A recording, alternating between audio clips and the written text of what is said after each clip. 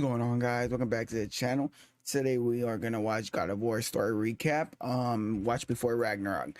So this is gonna be a a little story recap of, like I said in the title, a story recap of God of War before Ragnarok comes out. I tried to finish the game, but there was no way I was gonna beat it in time to remember everything. I had beat the game before. I just wanted to replay it, but didn't have enough time. Game comes out tomorrow. You guys, let me know if you're excited for the game. Like, comment, subscribe. Let's get into the video. Hello there, Ragnarok is here and you're probably about to play through the final part of Kratos' journey to the Norse realm. So let's go through the story of 2018's God of War to prepare you. I'll link a video breaking down the God of War's time in the Greek pantheon, as today this video is solely dedicated to the 2018 game. Let's do this. I'm super excited for this game. It's coming, maybe tomorrow. Since we last saw the Spartan warrior Kratos, who now lives the life of a mortal man in Midgard, with his wife Faye and son Atreus. We never actually meet Faye, as she has died recently, and Kratos is tasked with finding trees for her funeral pyre. Faye marks the with his wife Faye and son Atreus. We never actually meet Faye, as she has died recently, and Kratos is tasked with finding trees for her funeral pyre. Faye marks the trees she wanted for her final farewell, and with that comes her final request. She wishes for her ashes to be scattered at the highest point in the land. As her embers cool and unexpected... I did not realize that they cut the trees and it broke the protection gate. I didn't realize the first time I played. Visitor arrives, a stranger wanting answers in the name of Odin. Long story short, an epic battle breaks out and Kratos is victorious. That was a dope battle scene. Banished. Still in mourning, father and son collect Faye's ashes and the adventure begins to find the highest peak. Y'all think this is gonna be the last of Kratos? Kratos struggles to interact with his son, and it's clear Faye was the more involved parent in Atreus' upbringing. It is revealed that Kratos never told his new family about his past, neither of them knowing that he was not a mere mortal, he was a god and the son of Zeus. It also appears that Faye hid secrets too, as the trees she selected for her funeral were part of a magic spell which hid her family from prying eyes. You didn't know that the first time. And by cutting down that tree, Kratos has broken that spell. Dad and boy attempt to bond, but Atreus' sickness prevents much of it, an illness that appears when he's angry or rageful. Eventually, the pair bond via hunting, including pursuing this boar as target practice and lunch. That boar happens to be a friend of the witch in the woods, another god hiding in the wilderness. She's the main character at some point, so Freya somehow agrees to help the duo. She's the villain, as she misses her own son so much. Kratos and Atreus begin to find more hell walkers in the world. Beings that should be locked in hell are somehow walking among the living. By the way, hell, or Helheim in Norse myth, is super cold and icy, unlike the fiery hell you may be thinking about. The duo grab a boat and travel to the Lake of the Nine. The lake is now desolate with a single statue above water level. Atreus reads the text upon it. Sacrifice your arms to the center of the water. We must sacrifice our arms to the lake. So Kratos yeets Leviathan into the watery void. Out pops Jormungandr. I'll stick to saying it in my own accent. Jormungandr is the world serpent, so big he can wrap around the entire world and... So they say this... God damn it, I keep pressing the button. Jormungandr. You know, word on the street, this is Kratos, you know. The pale skin, the red around the eyes, saying it in my own accent. Beard. Jormungandr is the I think this is him. So big he can wrap around the entire world and eat his own tail, if he so chooses. There's a prophecy in this land that Thor and Jormungandr are destined to kill each other when Ragnarok begins. I'm looking forward to that. The lake's water level has lowered now since the world serpent has moved, and Dad and boy continue adventuring. By this time, Thor and him are supposed to kill each other. Thor fights Kratos on the next game, so we have met put two and two together. Sindri and Brock, who are responsible for creating the Leviathan axe we wield. Each continue to upgrade it for Kratos in honor of its true owner, Faye, who gave the axe to Kratos. The dwarves currently hate each other and pop up throughout the whole game thanks to dwarven magic that can render them invisible to everyone. Well, except dragons. We'll get to that. Kratos and Atreus look to be closing in on the highest point in the Nine Realms, but a deadly fog blocks their path, the Black Breath. Out of nowhere, Freya appears and tells them they'll need the light of Alfheim to go any further. This lets us see Yggdrasil, the only way to move between the 9 realms. And to use it, they will need a Bifrost containing that light. Luckily, Freya can get us to Alfheim, yet she cannot go there herself. She is trapped in Midgard. For now, we don't know why. So the father-son combo fight their way to the light they need to capture, while trying, unsuccessfully, to stay out of a war between the light elves and the dark elves. When they finally find the light source, man, this combat was great in this Kratos game. walks into it and is met with the voice of Faye, his wife. He is gone for mere moments, but when he's finally pulled back out of the light by his son, it seems he's been gone hours, if not days. Atreus stood guard and took out hundreds of dark elves protecting his father. It's time to go back to Yggdrasil, and accidentally Kratos lets the Light Elves back in control of the Alfheim light. It'll be okay, won't it? The leader of the Dark Elves attacks our heroes and doesn't stand a chance. His final words are ominous. A grave mistake. We shouldn't have let those Light Elves back in, but without a care in the world, I don't remember Kratos why. and Boy leave Alfheim. Back to the climb to the highest point in the realm they go, dispelling the black breath that once stopped them with their shiny new Bifrost. And for a few moments there, father and son are getting along. Kratos is starting to show some emotion towards him, leading to this scene where Atreus lights a sky lantern in his mother's memory. After lots of fighting, including a face-off with a freaking dragon, they reach the summit, saving Sindri from certain death. To thank them, he gives them new arrows, bright green and made of mistletoe. Very cool. A small moment with huge ramifications happens next. Atreus' quiver strap breaks and Kratos repairs it using one of those mistletoe arrowheads. Remember that, it's important.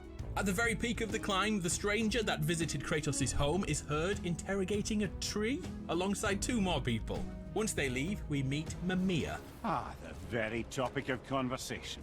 Oh, this guy. I remember this guy. The child. A prisoner inside a tree destined God to live damn it. forever trapped here. Odin imprisoned Mimir here as he was suspected to be an ally of the Jotun, aka the Giants, a race of people that can grow extremely tall. It's said some Jotun can see into the future. Call it prophecy, call it foresight. All we know for sure is Odin wants it for himself. After the Jotunheim gateway vanished from the World Tree's reach, Odin took no chances and imprisoned Mimir in an unbreakable tree and took out one of his all-seeing eyes for good measure too. Mimir has bad news for us too. This is not the highest point in the 9 realms, the place we were gonna scatter Faye's ashes. In actuality, it's in Jotunheim, and we just found out that there's no way to get I mean, we there. could have just left it there. That On the would have been plus side, fine. Mimir knows a secret way to Jotunheim, but he must come with us to show us. Long story short, Kratos lobs off Mimir's head and takes it to Freya to be reanimated. And now Kratos has the coolest keyring in the 9 realms.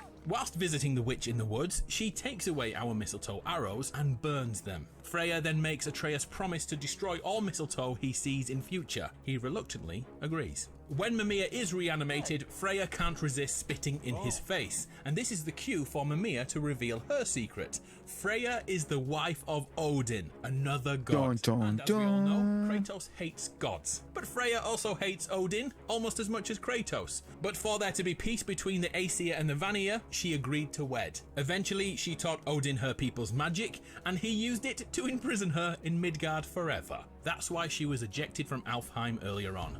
Odin is a sneaky bugger. Mimir joins the Lads tour and tells stories on the boat, which leads to the moment where he speaks to Jormungandr in his native tongue. We had so many good And, conversations FYI, with giant the serpent head. is a Jotun. He's one of You the see, look at giants his scales. himself. Literally Red. this time. Mimir talks Pale. of the war between Jormungandr and the god of thunder. And to make that more visual, the world serpent eats the statue of Thor nearby. Next, the world serpent physically moves the bridge to show the trio where they need to go to next, which is to get a piece of a chisel which is currently embedded in a dead frost giant's head put there by Thor himself. They get it, of course. Out of nowhere, the 2 men seen at Mimir's tree are revealed. Magni and Modi, the sons of Thor. An inevitable battle begins. Atreus is wound up to a crazy level, then he has a Gonna complete fuck loss of them up. self-control, leading to him collapsing. Luckily, by this point, one brother has run away and the other one has an axe in his face. R.I.P. Damn. Modi returns to finish the fight, goading Atreus with your mum jokes until the little guy triggers his own Spartan rage, just like his dad. But unlike his dad, Atreus cannot handle See, I don't it remember and that. that's his act. Modi is beaten again and runs away again. Kratos takes the unconscious body of Atreus back to Freya, Oh, his yeah, I desire do. to help Yeah, I his do. son outweighing his hatred of all gods. She tells Kratos to go to Helheim, literally hell, to bring back the heart of the bridge keeper. We had to go He get them agrees, blades of but chaos. Leviathan won't work in hell. He needs a fire that burns like no other to venture into That the was a frozen dope hell ass of scene Norse going myth. back to get him. Kratos travels home and we see he has kept the blades of chaos all this time, bestowed on him by Ares himself. By returning to his past, Kratos is visited by Athena, the goddess who once used him for her bidding. You will always be a monster. Athena cannot stop Kratos. I know. He must save his son and travels to Helheim. Kratos defeats all that stand in his way and attempts to escape Helheim as quickly as possible, as visions of his life are constantly forced upon him, a form of torture down here. Kratos sees the father he once killed. My father. Your father was Zeus? But with the heart in hand, he returns to Freya and his son, leaving Hel behind. Back in Midgard, Atreus is cured! Hooray! Saved from that mysterious illness. It's now clear Atreus is subconsciously fighting his true nature as a god, as he's always been told he's just a mere mortal. To truly remove this illness, Kratos must be honest with his son. Kratos finally comes clean. I'm a god, boy, Let's go. from another land far from here. When I came to these shores, I chose to live as a man. But the truth is, I was born a god. And so were you. I mean, he wasn't born a god. Didn't Google he? Fiber is expanding in your area. Ares gave him the power, so technically he wasn't born a god. The boy was. Both father and son are gods, and the boy is delighted. His demeanor changes from this point. The fear of mortality is removed, and Atreus suddenly thinks he is the superior to everyone around him, even his father. Becomes an Honestly, asshole. He becomes such a turd. It was painful playing through this section. He's so cruel to the dwarfs, he belittles his own mother. What a little The trio visit the Temple of Tyr. That's the Norse god of war, by the way. But unlike Kratos, this god of war was more interested in protecting people and pursuing peace and solutions before war. Completely the opposite of Kratos' version of God of War. Peace was never an option in the old days of Kratos. After a ton of puzzles and fights, we get the object we came for, a black rune, which combined with the chisel from earlier will give us access to Jotunheim. Huzzah! Off to the gateway, at the top of Midgard we go again. En route, Modi appears one more time. This time he's Didn't we kill beaten him? and bruised within an inch of his life. His own father did it. Thor claims that Modi is responsible for Magni's death. Modi is little threat to our heroes, yet Atreus, still full of himself after Oh, he learning he's a kills god, him. against his father's orders, kills Modi. Knife to the neck, followed by a yeet. Kratos and Atreus' relationship is at an all-time low, but they continue on the path to Jotunheim. And as they are about to pass through the gate, the stranger returns, yet we now know more about him. Balder is the son of Odin and the brother of Thor, destined to And live his forever mom thanks is to an Freya. unbreakable spell which makes him invulnerable to attacks. Yet this is a curse too, as it removed his ability to feel anything at all. Warmth, touch, snow, arrows, he feels nothing. Nothing affects him, which sent him down a 100-year journey of anger and hatred. During the fight, Atreus, who is now one of the most arrogant people you will ever meet, openly shoots his own father with an arrow and ridicules his dad when he clumsily breaks the door to Jotunheim during the fight. Eventually, this arrogance was his undoing as Balder grabs him and attempts to escape back to Asgard with this offering to Odin. Instead, Kratos knocks them all into hell. Helheim for everyone. Hell continues to torture all its inhabitants with visions of their worst moments, showing Atreus the moment he killed Modi. It seems to be the kick up the butt he needed, and he sees the error of his ways, and Atreus slowly reverts back to being a good kid. Well done, bro. I took Elsewhere, a Balder knife is to the being shown neck. moments of his life too. Nobody is safe here. In this moment, we see Balder's mother, who is none other than Freya, the witch in the woods, the Vanir goddess. Oh, and just in case you're wondering why Mimir didn't tell them, it's because he was hexed by Freya and unable to remember that fact. Finally, Kratos' vision shows him unaliving his own father. Paralyzed by this, he needs Atreus to get him back on track, which is lifting a giant ship into the air like a lantern, before jumping off and falling into one of Odin's secret chambers. Here we discover the final hidden piece of the puzzle, Tyr's Eye. The Norse god of war was so trusted by the Jotun that those giants gave him the gift of sight, and it so happens Mimir has that too. He unlocks the hidden scriptures. Those eyes allowed the holder to travel to the realm between realms. There's one issue though. Mimir is missing an eye, and the dwarves say it's in the Thor statue. Oh yeah, Jormungandr ate that statue earlier. So we have to go inside the world serpent. Surprisingly, the big wiggly worm is okay with this, letting the trio inside his stomach to find the eye, and now Mimir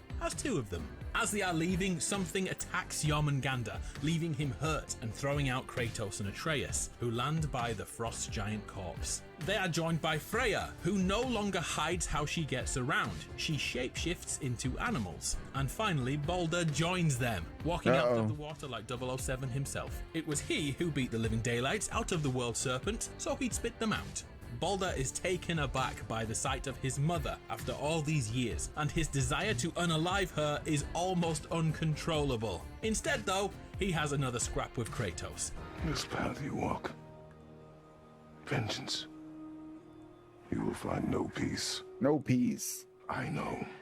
Epic battle number 3 begins, and this time Atreus is in control of his actions. Yet Balder has no issue punching a child in the chest so hard he almost stops breathing. Kratos comforts his son. The real revelation is finally here. The mistletoe arrows Freya burned were a clue all along. The one used to fix Atreus' quiver strap had punctured Balder's hand.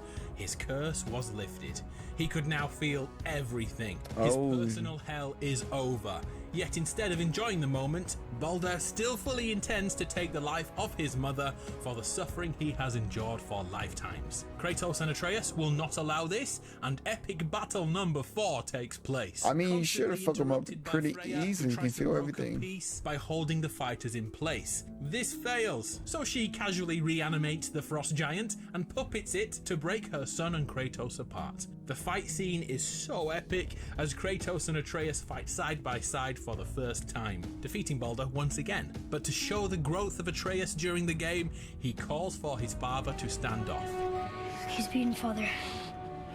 Not a threat. Not a threat. Balder is unable to walk away and strangles his own mother, who is okay with giving her life for her son. But Kratos doesn't agree. The cycle has to be broken. Snap that neck. Here must be better than this. Balder is dead for real this time, feeling snow on his face for the first and final time. Overwhelmed with grief for her son, Freya vows to avenge him. Yeah, Freya's pissed. Feed your soul to the vilest filth in hell. That is my promise. He saved your life. He robbed me of everything. Kratos uses the moment to come clean with his son, admitting to all the deeds of his life of war, good and bad, and even killing his own father. Atreus asks a question which will mean everything to the next game. Is this how it always ends? Sons killing their mothers? Their fathers? No. We will be the gods we choose to be.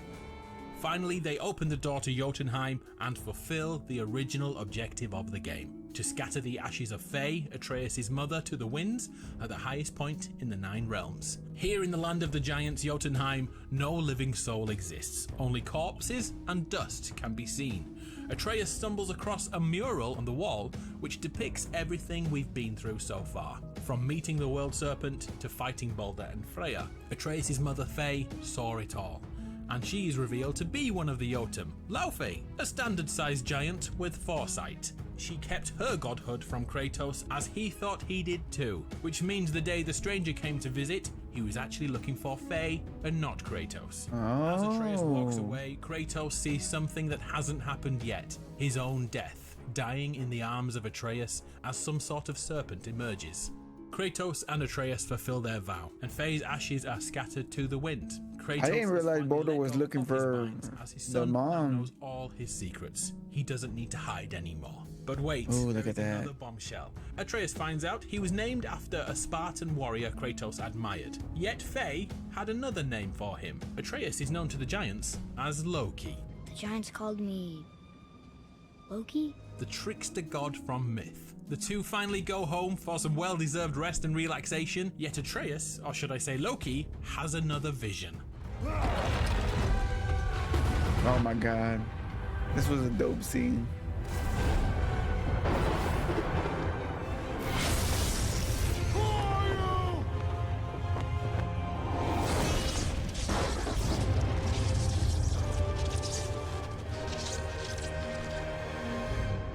Thor is coming. All right, y'all. That's in the video.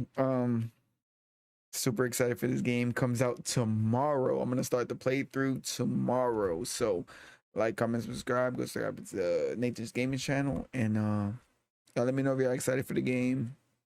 Day one buy. Let me know. Catch y'all later.